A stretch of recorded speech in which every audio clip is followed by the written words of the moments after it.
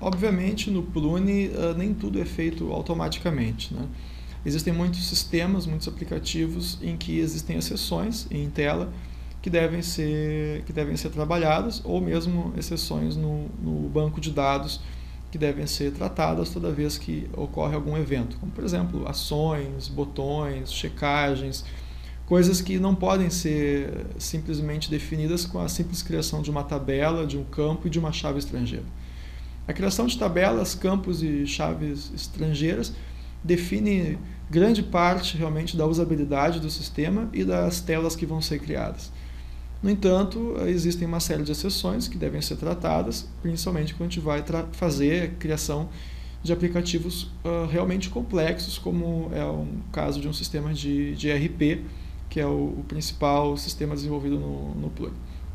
Então, para isso, o Plune prevê uma série de técnicas e uma série de metodologias que vão permitir que o usuário consiga fazer uma programação em cima do que já foi criado. A gente costuma se referir a isso como programação cirúrgica, né? A programação cirúrgica, como a gente está acostumado a falar, ela pressupõe que ela vai utilizar todos os recursos da plataforma, tudo que já foi feito, todo o HTML, todas as SQLs, enfim, vai usar o máximo, o 100% do que é feito automaticamente pela plataforma, porém vai dar espaço, né, para que nós cirurgicamente entremos em um campo específico e digamos que nesse campo específico a gente queira colocar um evento on-change, um evento on-mouse-over, on-mouse-out, etc.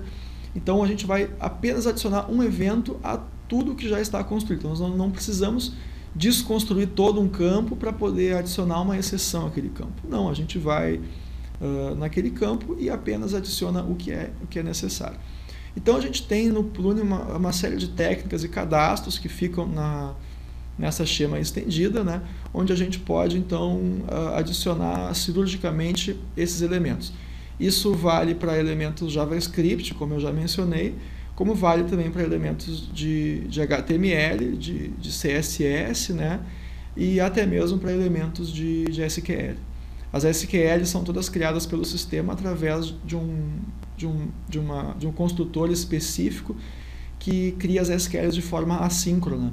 Então quer dizer que a gente tem condições no Plune de injetar SQLs, cláusulas from, cláusulas were, cláusulas left join, cláusulas select em qualquer momento dessas construções aí.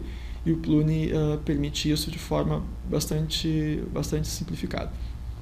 Vamos ter um exemplo aqui então de como é que a gente vai acessar esses cadastros onde a gente é capaz de inserir esse tipo de informação. Quando a gente entra no modo desenvolvedor, né, aqui no topo em laranja, né, abre uma série de ícones laranjas para a gente fazer a edição dos elementos da tabela. Então o primeiro é a edição da tabela em si, correto? Nessa edição a gente vai ter uma série de informações, uma série de dados, né? Por exemplo, aqui nós vamos definir como é que essa tabela trabalha no banco de dados, se ela é uma view, quais são os padrões de listagem, a expressão padrão order by, um relatório específico, timeouts, como é que vai ser o comportamento dos formulários dessa tabela, se ela vai permitir múltipla inclusão, se vai ter templates HTML específicos, como é que os menus e os pacotes vão se comportar em relação a essa tabela, ícones, documentações, informações avançadas, parâmetros, combos, como é que vão funcionar, eventos, funções, comportamento dessa tabela na nuvem. Então aqui a gente está definindo não apenas a modelagem, mas também as definições de exibição dessa tabela. Clicando em campos, nós igualmente temos essa opção também. Então nessa tela, nós vamos abrir o campo e temos na aba principal as descrições e os nomes desse campo, de como é que ele funciona, qual é a ordem dele de exibição, se ele é nomeador, se ele aparece por padrão de listagem ou não. Na aba DBMS a gente tem as informações de modelagem, ou seja, as informações do banco de dados. Nesse caso, então, se ele pode ser nulo ou não, o tipo dele no banco de dados, um valor default para esse campo. E aqui temos então abas avançadas, né, como comportamento dele em listagem, se permite alterar o valor do campo pela listagem, por exemplo. Nos formulários, se ele vai popular a combo, se ele for uma chave estrangeira automaticamente ou não, se ele vai alinhar à esquerda, à direita, se vai ter dentro de uma tabela ou não. Parâmetros globais avançados. Possíveis exceções de tela, que também são bem interessantes, ou seja, o banco de dados pode dizer que o tamanho dele é 128, mas eu posso querer dizer que em tela, por alguma razão, o tamanho dele é menor ou maior, né? Assim como not null. Né? Às vezes um campo pode ser not null no banco e em tela ele pode ser nulo, porque por alguma razão uma trigger pode estar alterando isso aí. Também temos uma aba de documentações, uma aba de templates HTML, como a gente já comentou, né? A gente pode injetar HTML nesse campo. Então a gente utiliza, por exemplo, a expressão self, né? Como o campo em si, né? O próprio campo como criado pelo Plune. Né?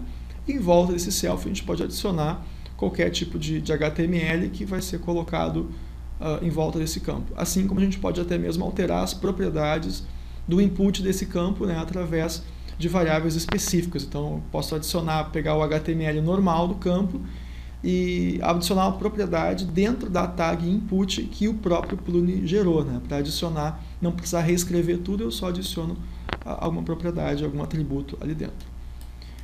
E também temos, que é extremamente utilizado, a questão de eventos, né? Então aqui os eventos JavaScript do campo, o campo vai ser construído normalmente através do Plune. E aqui embaixo nós temos então os eventos, né? Ao clicar, ao soltar uma tecla, após checagem, na checagem, ao mudar valor. Então tem uma série de eventos que são padrão do HTML, JavaScript, né? E outros campos até mesmo que são estendidos com eventos do Plune, que somente o Plune dispara aqueles eventos em situações específicas. Então através disso aqui a gente consegue então definir os comportamentos dessa tabela não apenas com relação ao armazenamento de dados no banco de dados, mas a gente consegue definir o comportamento da tabela e das colunas e chaves estrangeiras, enfim, em relação à tela e ao usuário.